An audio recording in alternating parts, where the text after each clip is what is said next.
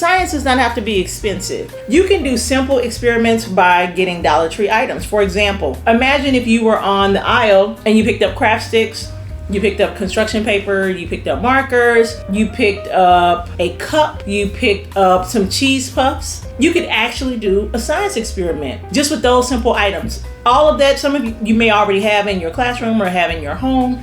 All of those items you can actually use to teach kids about a very important science concept. One of the ways that we want to get kids engaged with science is to use things that they commonly see. So using common objects found in the household, in the classroom, will make science not seem overwhelming to kids and not seem overwhelming to parents, because these are things you already have. We're just finding a way for you to use them to do an experiment, to solve a problem, to think critically, and to explore creativity, the way that Mr. Rogers said that kids need to do. Oftentimes when you go into Dollar Tree or a Dollar General or any dollar store, because that's the best place to shop these days to save a little money with this economy, right?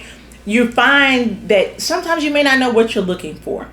On every aisle in the store, you can find something related to science or something that you can use to teach a simple lesson to kids. For example, even if you go on an aisle to buy toy dinosaurs, that's teaching about habitats. That's teaching about prehistoric nature. So all of these things end up being relatable when you expose kids to those topics. You could go on to the medicine aisle. I know that I go on the medicine aisle a lot of times now to buy Advil. You can use an Alka-Seltzer type tablet for a chemical reaction experiment. Did you know that? If you go on the baking aisle, there's lots of science on the baking aisle. You can find flour, you can find baking soda, you can find vinegar, and if you mix baking soda and vinegar together, what do you get? A chemical reaction. And those are the ingredients that most people use for volcanoes. You can even go over to the garden section, depending on what type of year it is, and you can find some dirt. All of those things could be used to make sensory bins for kids, to put those dinosaurs in so that they can go on a dino dig. You can also use it because you can plant seeds in the dirt. You can plant seeds in cups, teaching about the life cycle of a plant. So on almost every single aisle in the store, there is some type of science or life science or academic element that you're bypassing every day.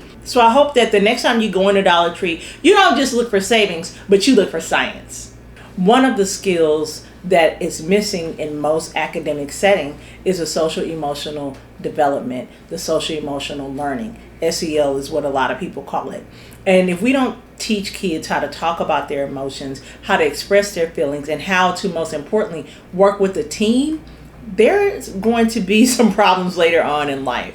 For example, my son had a team project. He decided that his team was not pulling their weight, they were not doing their part, so he was going to do the experiment by himself. It actually wasn't an experiment, it was a project for his social studies class. Well, although he mastered the content, he failed in being able to work with the team. And so because he did not work with the team, he received a failing grade on the assignment. And immediately, as a parent, I'm like, how did he fail? All of the content is correct. I checked it before he left home.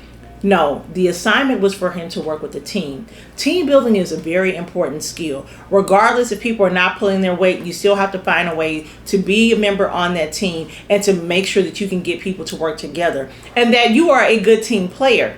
I don't know who was the team player or not the team player in my son's case, but I do want to tell you, teamwork is an important skill, and oftentimes if it's not directly taught, kids will just miss it. So you have to give kids an opportunity, yes, to work by themselves, but also to work with their classmates, to work with their peers, so that they can learn collaboration, because together everyone accomplishes more, right? That's what we call a team.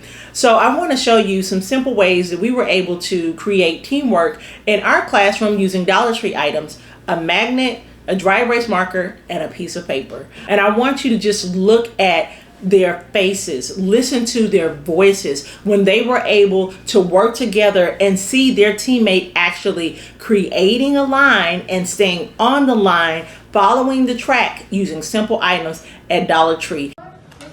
Kenny's gonna move the magnet along the road without touching the walls. Oh, you can do it, you can do it. Oh, come on. Oh, we're so close. You're so close. Come on. touched the wall, but it's okay. Keep going. You're so close. You're so close. Now this was before they became $1.25 and above. This was way back in the day when they were still $1 tree.